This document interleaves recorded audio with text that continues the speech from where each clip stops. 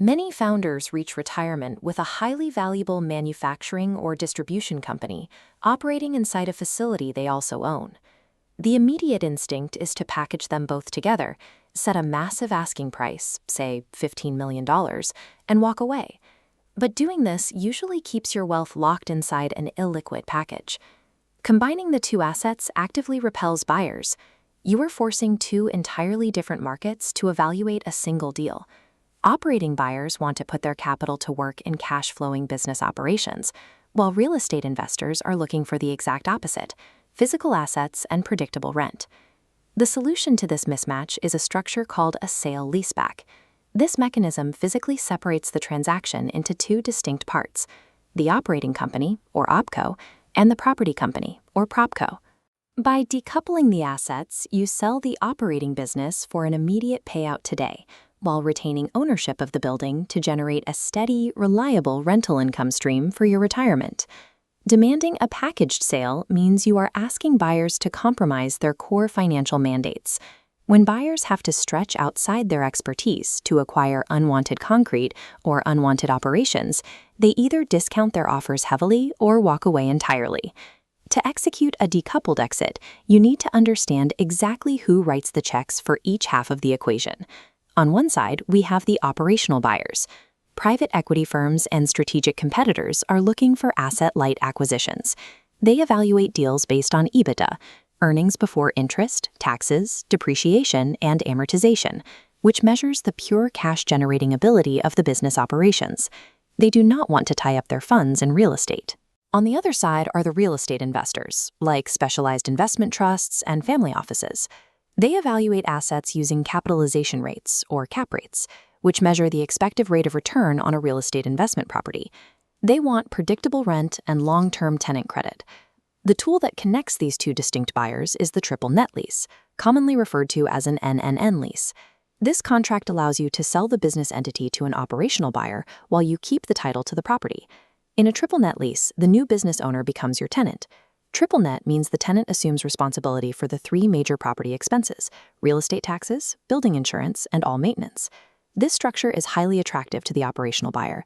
Because they do not have to purchase the building, their upfront cash requirement drops significantly, freeing up their capital to grow the business. Pitching the business to operating buyers and the building to real estate investors allows each asset to attract its natural bidder. This creates competitive tension in both markets, ultimately driving up your total proceeds. The success of this strategy relies entirely on how you structure the lease. Many sellers fall into a common hazard, attempting to set the rent well above market rates to artificially boost the value of their retained real estate. This chart illustrates the direct consequence of overcharging for rent. Pushing the lease rate too high immediately destroys the operating business's cash flow. When the business's EBITDA drops, operational buyers will lower their purchase price, or the business becomes entirely unfinanceable. When calibrated correctly, the lease supports both sides of the transaction. A balanced, market-ready structure typically requires a base term of 10 to 12 years, strictly market-rate rent, and fixed annual rent increases, or escalators, of 2 to 3%. These parameters ensure the new business owner generates enough income to comfortably service their acquisition debt and run the company, while you, the new landlord, secure a fair and protected yield on your property. Setting the lease terms is an act of enterprise valuation. If the rent is misaligned, the buyer cannot finance the business purchase, and your entire exit strategy falls apart. To accurately evaluate your financial outcome, you have to look past the top-line asking price and calculate your after-tax net present value, or NPV. This is the current value of your upfront cash and all future cash flows, minus taxes. This matrix compares the two strategies. Under the traditional bundled sale, you might negotiate a $15 million upfront payout. However, this triggers a massive immediate tax event, and it leaves you with exactly $0 in future rental income. Now look at the decoupled exit.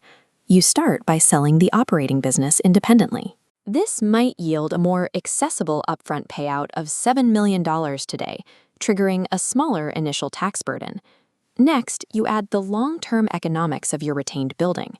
Assuming a 10-year triple net lease at market rates, that rental stream holds an estimated present value of $3.1 million.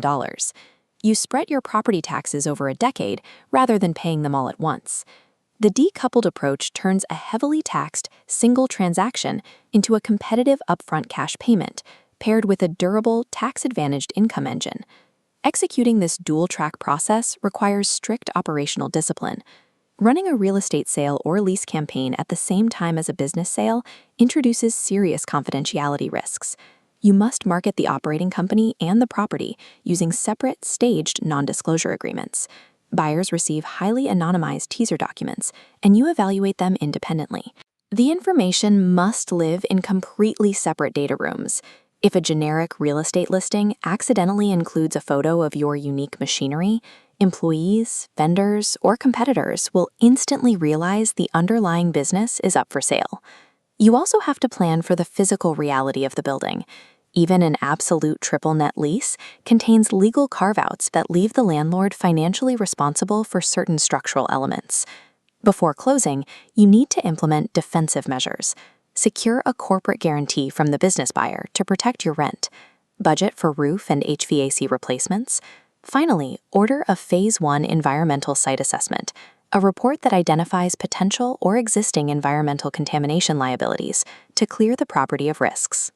If you fail to segregate your marketing data or ignore structural maintenance, a minor leak or a bad roof inspection can cause buyers to panic, collapsing both the business sale and the lease agreement simultaneously.